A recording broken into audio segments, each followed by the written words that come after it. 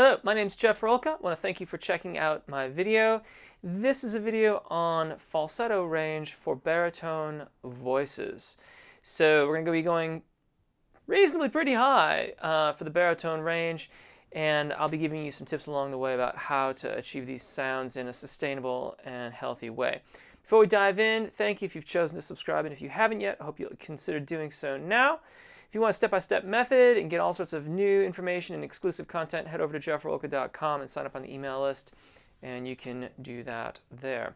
So, for starters, we're going to start with a 1-octave arpeggio. If you can do the super lip trill, which is where you take your cheeks and you pull them apart,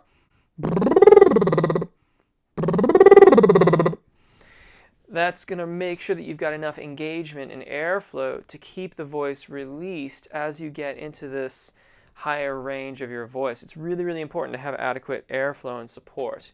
If you can't do the super lip trill where you're pulling, just do the regular lip trill. We'll do 1-octave arpeggios. You may feel your voice kind of flip over into this upper portion of it. That's fine. Just let it do that. We're going to go rather quickly. And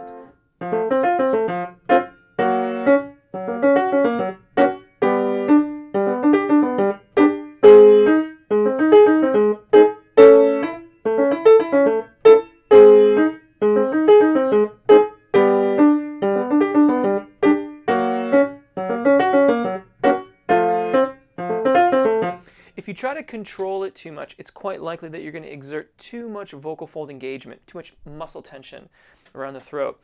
Just let it be what it's going to be. Focus on airflow and that continued sustained engagement. Also, as you do this, and we're going to do it with E now, try to make a crescendo as you ascend and a diminuendo as you descend. Focus on being very, very light at the beginning. E, E, and again. And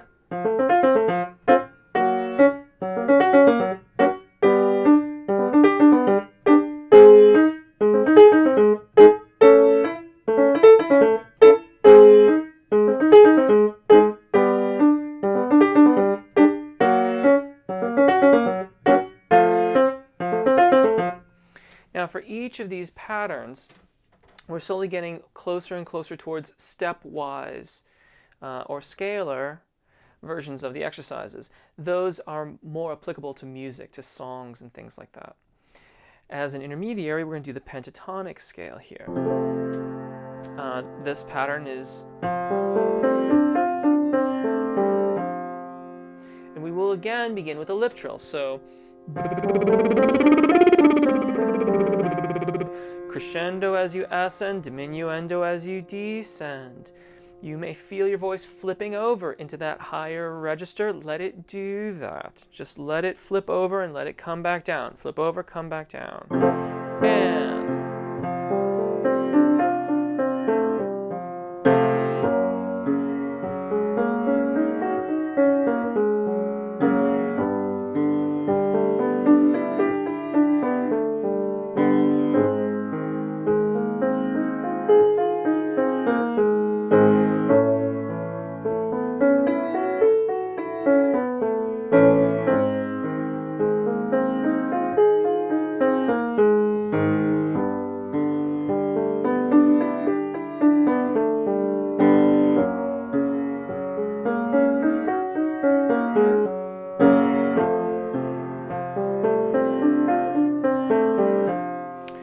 It's worth mentioning too, if you're not really smooth on transitioning through the Secunda Passaggio, it's worth checking out the other videos on how to sing over your break. The Secunda Passaggio is often considered to be the break. It's where you transition from thyroarytenoid dominance to cricothyroid dominance.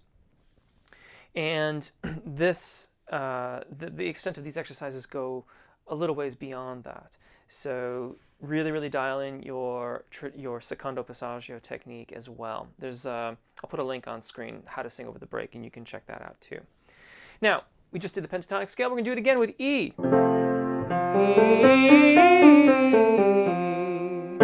And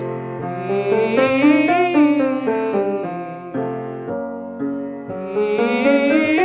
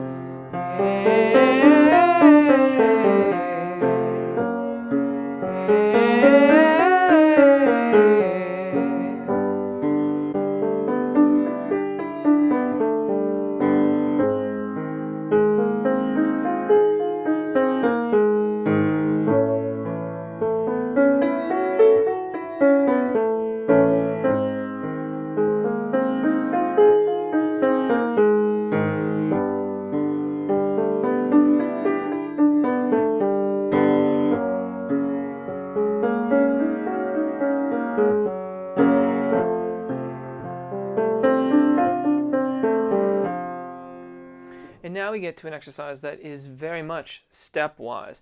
If you've not been successful with the previous exercises, stop, review your engagement, review your support. Those things are so important. And then come back and do this, because we're really starting to integrate the range, this upper range in our voices in these exercises.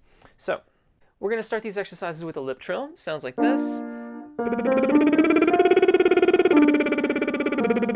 Make sure you're lifting. Keep that engagement happening. And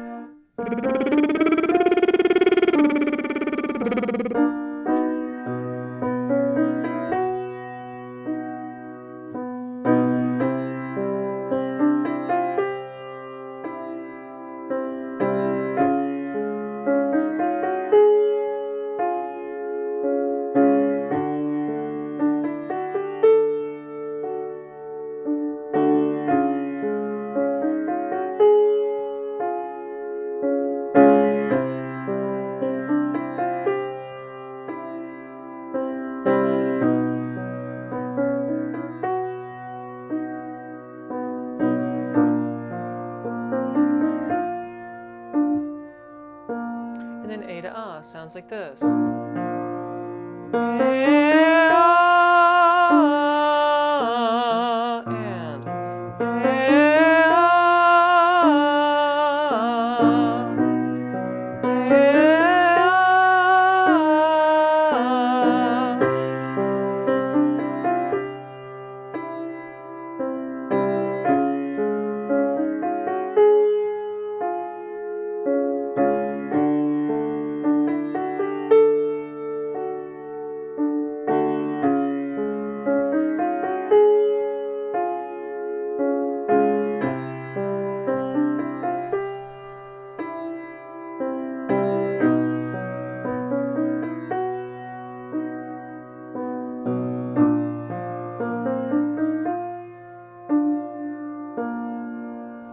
This range of our voices can take some time to feel comfortable with. It's really important that your airflow be really dialed in. You've got to have great engagement and great support in order for the voice to release enough to be smooth and sustainable in this range. So make sure that you're working on airflow just as much as you're working on these exercises. They are, in a sense, ways to practice airflow for our upper register. I do hope this helps. As always, take really good care of your voices, enjoy singing, and hopefully we'll see you again. Bye.